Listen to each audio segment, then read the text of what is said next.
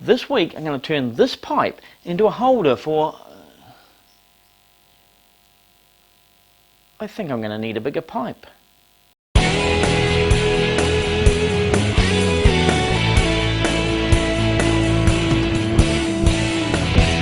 I've designed this project to use 16mm or 5/8 inch plywood. I'm using a 1/8 inch down cutting spiral bit, but because this project requires some holes drilled in it, I'm just going to use the cutter to mark the hole locations. I'll finish the holes off on the drill press later. Never drill holes using down cutting bits. They are potential fire risk.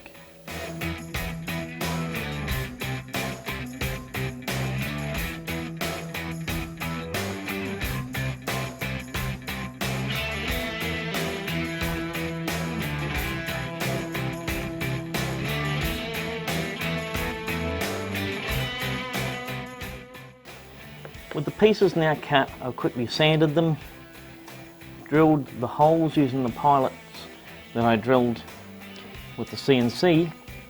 I've countersunk them on both sides, and I've made sure the diameter of the hole going through is such that the screw will actually just go straight through.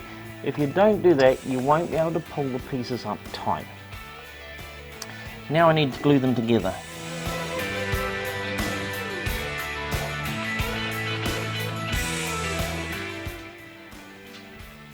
Now I have to be very careful doing this because I don't have a second down pipe should I screw this up.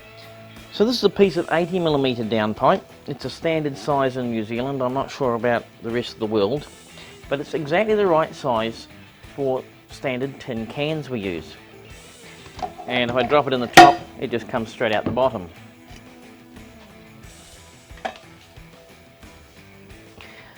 I've drilled a small hole at the top here, and that's going to match up with this top piece here. I'm going to take a screw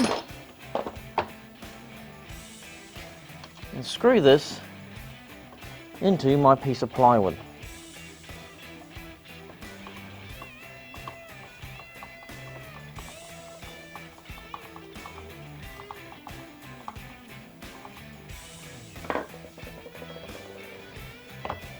That's going to stop the pipe from wobbling about.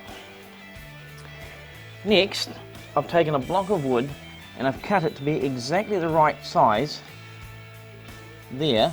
So when it's sitting flush, it's just flush with the slot I cut. So I'm just going to put that under my board there, and now I can butt my PVC pipe up to the end here. With everything at the right height now, I can now mark where the slot starts and where it ends.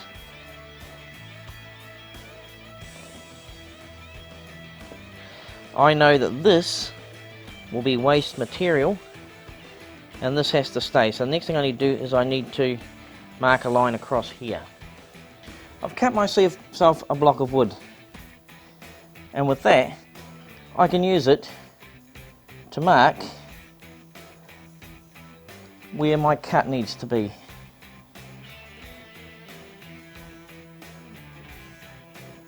Like so. When you hold it up against this board here, you can see it just at the start and end of the curve. I can do that on both sides of my pipe.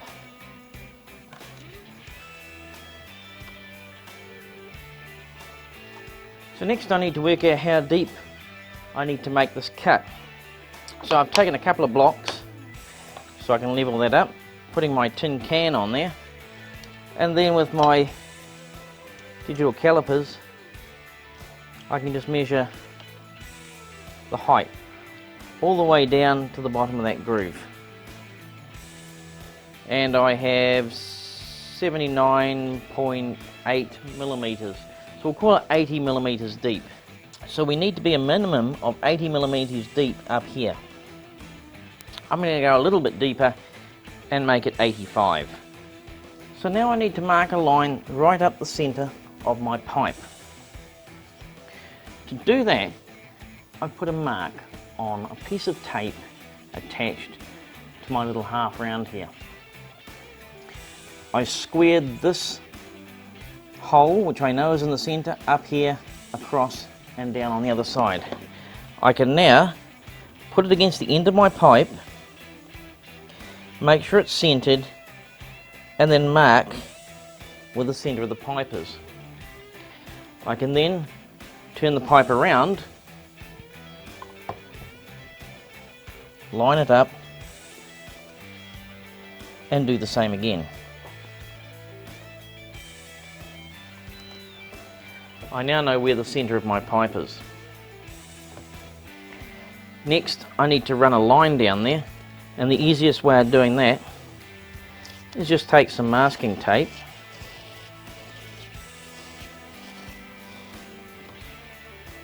put it on there at one end, take to the other end,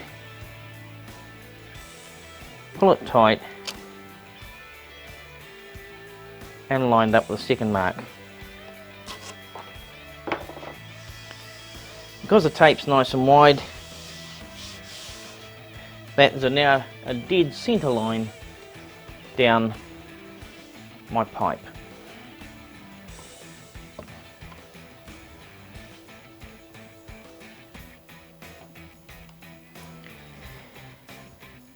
Next, I want to mark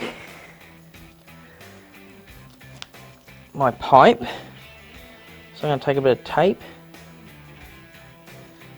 and just wrap it around the pipe like so.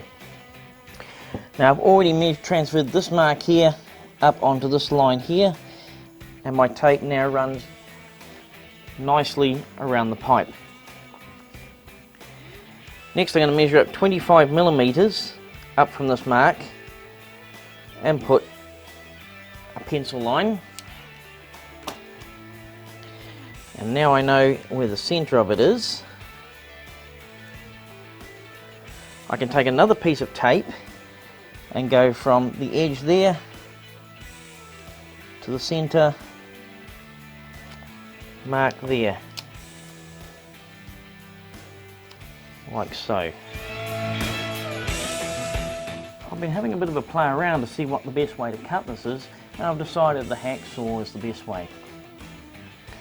So here's one I've just tried a bit earlier. It's on a smaller piece of down pipe, but what I think I'd like to do is have a bit of a curve in here. So to do that, I'm just going to drill a 10mm hole. Okay, now I need to make the saw cuts to meet up with my hole. And I found the best way of doing that is to basically just get your hacksaw, put it on the line and cut. Just take it slowly.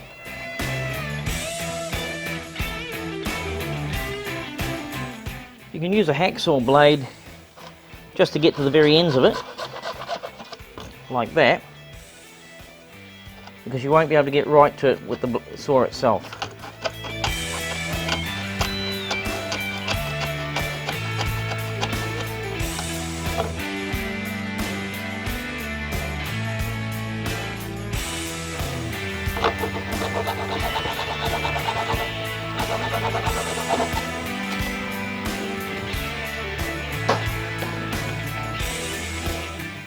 Now we can clean it up. I'm just going to use the blade of a knife and I'm just going to scrape the cut like that,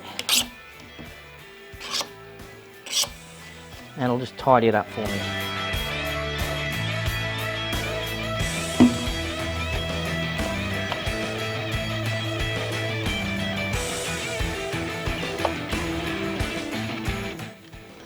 So if I got it right, which I have, that should fit in there like so. And I should be able to put a tin can in there and see the one that's above. So this is where we run into our next problem. If I take two cans and put them in here, one on top of the other, I won't be able to pull out the bottom can. And that's because the bottom of this one locks into the top of that one. To get around this problem, what we need to do is we need to turn every second can upside down. That way they won't hold each other in. But the problem with that is we don't know the orientation of the top can in our pipe. So to get around this, I'm going to put observation ports in over the length of the tube. Now I've done some measuring and I've found that each can is 7 centimeters high. So I'm going to put my first observation port at 14 millimeters, then 7 millimeters, then 28 millimeters. And I'll keep doing this up the length of my pipe. Now I can get my drill and drill pilot holes. This is a 22 millimeter hole saw. Just going to put in the pilot hole and gently drill it out.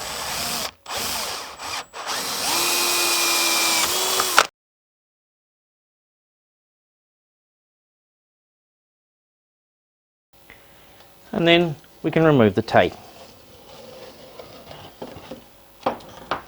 So when it's screwed to the wall, you can see each can in the pipe, and you can simply pull out the one you want. You can see which orientation it needs to be in for the next can to go in, and you can just take the cans out as you need them. Now this particular one holds 11 cans of this size tin here, but this isn't the only tin that comes in this diameter.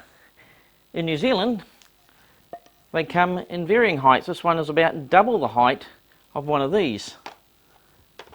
This one is only about 1.5 times the height, and various products come in them. So there's no shortage of this particular can type. It's really just a matter of finding a pipe that they'll fit into. In this case, for New Zealand, it's a standard 80mm downpipe. Now how do we hold this on the wall? Well, you remember this piece that was at the top. I removed the screw and it comes off. It has a hole in the centre here. You simply screw this to the wall and then screw the pipe back onto this piece here. That keeps it hidden. You then come along and put this onto the bottom, just slides up, push it up good and tight and put a screw underneath. It's as simple as that, and it'll look good on the wall when it's done. Well, I hope you've enjoyed that, and maybe you'll go out and make your own tin can holder. The uses of tin cans around the workshop are pretty much endless. I use them for holding bits and pieces as I pull them apart, storing things in, washing out paintbrushes. You can never have too many tin cans around the workshop. They're a bit like clamps. If you've enjoyed this video, don't forget to like and subscribe. In the meantime, thanks for watching, and I'll catch you guys later. Cheers!